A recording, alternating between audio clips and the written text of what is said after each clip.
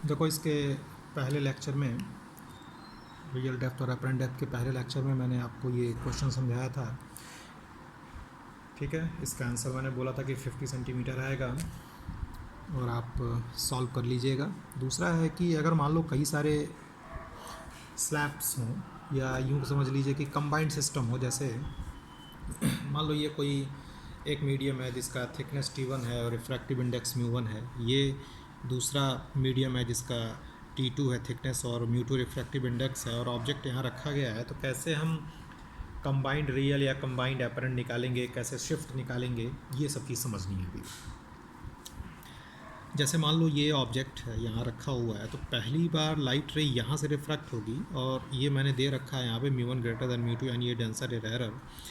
तो जब लाइट रे डेंसर से रेरर जाएगी इस तरह से, तो पहले यहाँ से रिफ्रैक्शन होगा और इमेज I1 पे बनेगी, फिर लाइट रे यहाँ जाएगी, फिर यहाँ से रिफ्रैक्ट होगी। तो जब लाइट रे फिर यहाँ से रिफ्रैक्ट होगी तो फाइनल इमेज कहाँ बनेगी, I2 पे बनेगी। तो जब पहली बार रिफ्रैक्ट हुआ तो इमेज I1 पे बना, और ये I1 दूसरे वाले के लिए क्या हो जाएगा, ऑब्जेक्ट हो जाएगा। तो देखो, जैसे जब यहाँ से रिफ्रैक्शन देख रहे हैं तो इसके लिए रियल क्या हुआ, T1, और इमेज कहाँ बनी, I1, यानी यहाँ से I2 से लेके I1 तक, I2 से लेके I1 तक जो है ये अपरेंट हुआ था। अपरेंट बराबर रियल μ2 बाई μ1 करेंगे। आप डेरिवेशन इसका करके देख लीजिएगा, मैं सिर्फ फार्मूले का एप्लीकेशन सिखा रहा हूँ। और फिर लाइट रे यहाँ से रिफ्रैक्ट होगी, तो अब यहाँ से जब रिफ्रैक्ट होगी तो इसके लिए ऑब्जेक्ट कौन होगा, I1। ये I1 ऑब्जेक्ट होगा, तो इसके लिए जो रियल होगा वो यम से I1 की दूरी होगी। यम से जो I1 की दूरी होगी वो रियल होगा, और जो फाइनल इमेज यहाँ से बनेगी I2, यम I2 will be final apparent depth. और इस तरह के केसेस में अपरेंट डेप्थ का फार्मूला होता है T1 by μ1 plus T2 by μ2। ये आप चाहिएगा तो डेरिवेशन कीजिएगा, नहीं आता तो हमसे पूछिएगा। अब आता है कि भाई शिफ्ट क्या होगा। तो शिफ्ट का मतलब ये हुआ कि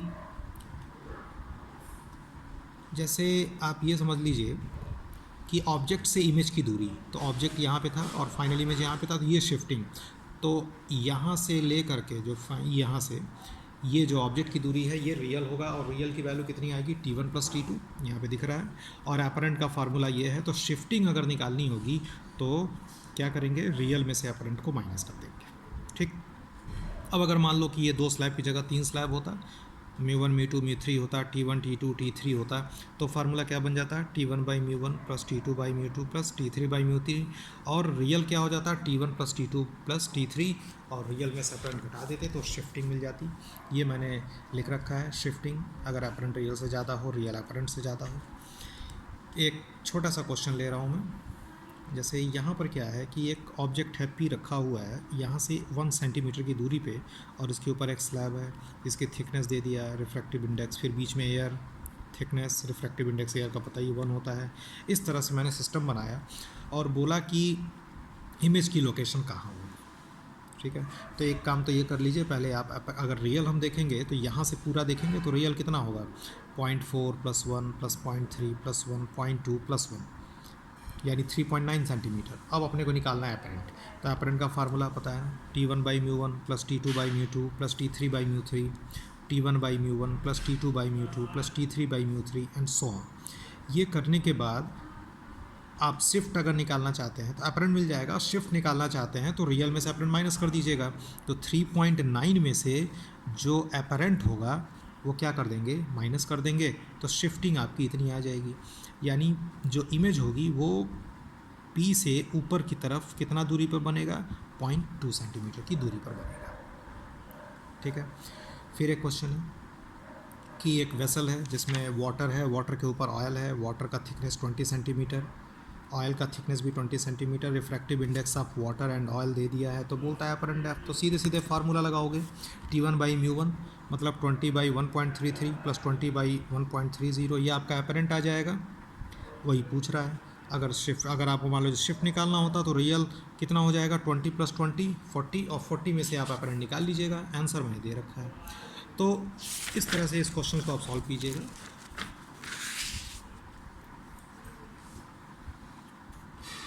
अब इसके बाद जो अगला पॉइंट है वो है नॉर्मल शिफ्ट।